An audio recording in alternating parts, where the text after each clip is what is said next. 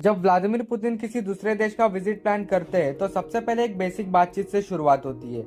यह बातचीत लीडर्स के बीच डायरेक्ट नहीं होती। इसका काम पहले दोनों देशों के फॉरेन मिनिस्ट्री ऑफिस के थ्रू होता है, जैसे रशिया के केस में मिनिस्ट्री ऑफ फॉरेन अफेयर और होस्ट कंट्री के फॉरेन मिनिस्ट्री के बीच। इस स्टेज पर विजिट का पर्पस डिफाइन किया जाता है, जैसे bilateral talk, multilateral summit, defence cooperating meeting. ये स्ट्रेटेजी डायलॉग के लिए विजिट प्लान किया जाता है। जब यह पर्पस क्लियर हो जाता है तब आगे का प्लानिंग प्रोसेस स्टार्ट होता है। इसके बाद दोनों देशों के बीच टेंटेटिव डेट शेयर की जाती है। ये डेट सिर्फ कैलेंडर देखकर नहीं फिक्स की जाती। हर लीडर का साल भर का इंटरनेशनल और डोमेस्टिक शेड्यूल पहले से लॉक होता है। उसमें G20 जैसे global meetings, BRICS summit, United Nation के सेशंस, डिफेंस और सिक्योरिटी कॉन्फ्रेंस, देश के अंदर के पॉलिटिकल इवेंट्स और कभी कभी इमरजेंसी मीटिंग भी शामिल होते हैं। इसलिए जब विजिट के लिए डेट सजेस्ट की जाती है तब पहले ये चेक किया जाता है कि ये प्रपोज डेट लीडर के ऑलरेडी प्लान कमिटमेंट से क्लैश तो नहीं कर रही। अगर क्लैश होता है तो डेट रिवाइज की जाती है। जब दोनों तरफ से सुटेबल टाइम विंडो मिल जाता है तभी आगे का प्रोसेस मूव करता है। टेंटेटिव डेट शेयर होने के बाद प्रोटोकॉल टीम का काम शुरू होता है। प्रोटोकॉल टीम ये चेक करती है कि विजिट प्रैक्टिकली पॉसिबल है या नहीं। इसमें यह देखा जाता है कि लीडर कितने दिन रुकेंगे, उनका अराइवल और डिपार्चर का टाइम क्या होगा, एयरक्राफ्ट को एयरपोर्ट पर कहां पार्क किया जाएगा, एयरपोर्ट पर मूवमेंट स्मूथली हो पाएगी या नहीं, कॉन्वे का रूट क्या होगा और रहने के लिए जो प्लेस चूज किया गया है वो सिक्योरिटी के हिसाब से ठीक है या नहीं। अगर इन अरेंजमेंट्स में किसी डेट पर दिक्कत होती है, जैसे एयरपोर्ट ऑलरेडी ज्यादा बिजी हो, एयर स्पेस में ट्रैफिक हो या उस टाइम पहले से ही बहुत सारे फॉरेन लीडर्स का मूवमेंट प्लान हो, तो विजिट की डेट्स बदली जा सकती है। ये चेंज इसलिए किया जाता है ताकि विजिट बिना किसी डिले या प्रॉब्लम के स्मूथली हो सके। इसके बाद सिक्योरिटी चेक का स्टेज आता है। यहाँ सिक्योरिटी एजेंसी ये देखती है कि प्रपोज डेट्स के टाइम ओवरऑल सिचुएशन सेफ है या नहीं। इंटेलिजेंस रिपोर्ट्स चेक की जाती है, रीजन में कोई टेंशन है या नहीं, कोई टेरर वार्निंग एक्टिव है या नहीं, प्रोटेस्ट या लॉ एंड ऑर्डर इशू का चांस तो नहीं। ये सब चीजें देखी जाती है। अगर किसी पर्टिकुलर टाइम पर रिस्क ज्यादा लगता है तो विजिट को आगे बढ़ा दिया जाता है या डेट चेंज कर दी जाती है ताकि लीडर को अननेसेसरी डेंजर ना हो। जब लीडर का शेड्यूल, प्रैक्टिकल अरेंजमेंट्स और सिक्योरिटी सिचुएशन ये तीनों चीजें क्लियर हो जाती है तब जाकर विजिट की डेट टेम्पररी फाइनल की जाती है। इस स्टेज पर डेट्स पब्लिक नहीं होती,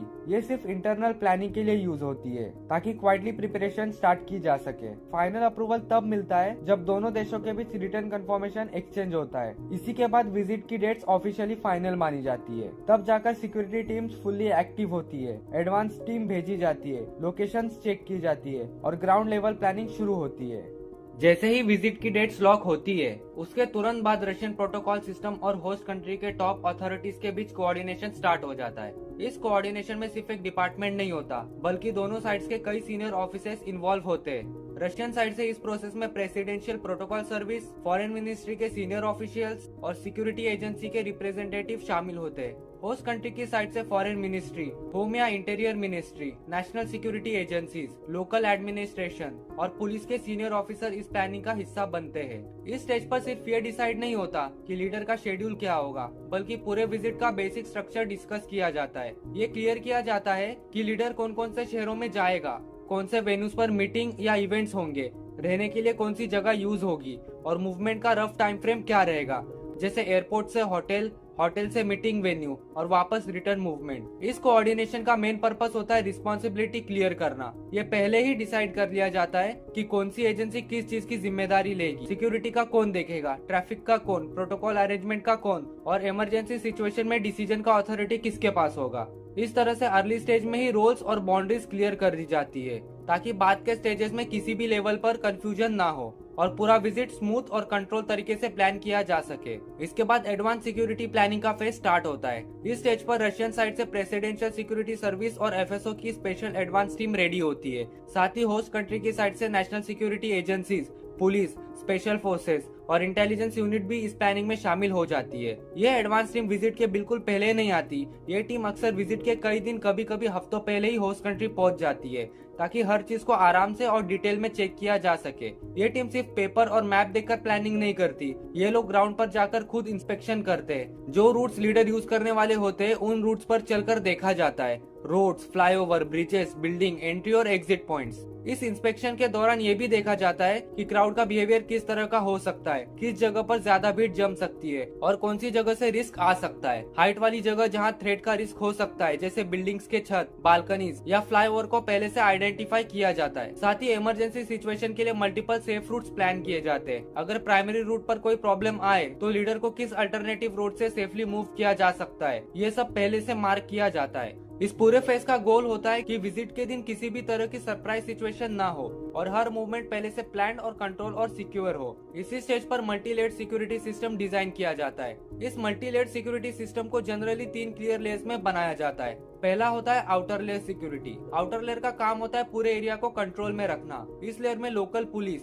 traffic police, crowd management teams और यूनिफॉर्म सिक्योरिटी पर्सनल होते हैं। ये ऑफिसर्स रोड पर, एंट्री पॉइंट पर, पब्लिक एरियाज में और वेन्यू के आसपास डिप्लॉयड रहते हैं। इनका फोकस होता है भीड़ को मैनेज करना, अनऑथराइज्ड लोगों को सेंसिटिव एरिया से दूर रखना और ओवरऑल इन्वायरमेंट को नॉर्मल और स्टेबल बनाए रखना। इसके बाद आता है मिडल सिक्योरिटी लेयर। ये वाली लेयर थोड़ी ज्यादा अलर्ट और फास्ट रिस्पॉन्स वाली होती है। इस लेयर में plain cloth officer, covered surveillance team और क्विक रिएक्शन यूनिट्स होते हैं। ये लोग भीड़ के बीच, बिल्डिंग्स के अंदर, कॉरिडोर के पास और मूवमेंट रूट के साइड में क्वाइटली पोजीशन लेते हैं। इनका काम होता है सस्पिशियस बिहेवियर को नोटिस करना और अगर कोई सिचुएशन डेवलप हो तो तुरंत रिस्पॉन्स देना। और फिर आता है इनर सिक्योरिटी लेयर। इस लेयर में रशियन प्रेसिडेंशियल सिक्योरिटी सर्विस और एफएसओ के हाईली ट्रेन ऑफिसर होते हैं। ये ऑफिसर लीडर के बिल्कुल पास रहते हैं, वॉकिंग डिस्टेंस पर, व्हीकल के अंदर या मूवमेंट के दौरान साइड बाय साइड। इनका काम होता है लीडर के हर मूवमेंट को रियल टाइम में कवर करना और किसी भी इमीडिएट रिस्क से डायरेक्ट प्रोटेक्शन देना। इस पूरे सिस्टम को इस तरह बनाया जाता है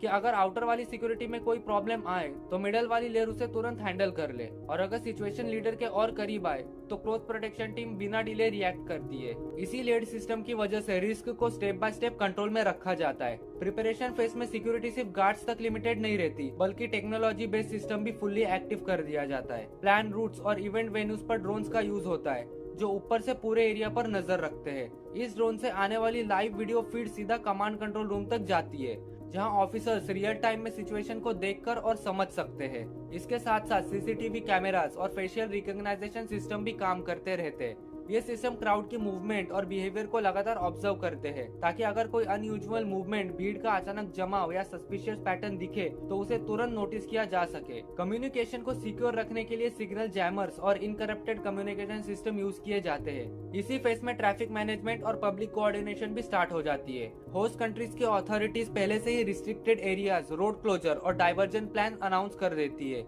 इसका मेन पर्पस होता है वीआईपी रूट को बिल्कुल क्लियर रखना और पब्लिक को बिना अननेसेसरी प्रॉब्लम के मूवमेंट का अल्टरनेटिव रूट देना। Public advisories time to time update की जाती है ताकि ग्राउंड पर कंफ्यूजन ना हो। जब विजिट का एक्चुअल दिन आता है तब पूरा सिक्योरिटी सिस्टम एग्जीक्यूशन मोड में होता है। Multiple command control room active रहते हैं जहां रशियन टीम्स और होस्ट कंट्री की सिक्योरिटी एजेंसी मिलकर रियल टाइम इंफॉर्मेशन शेयर करती है।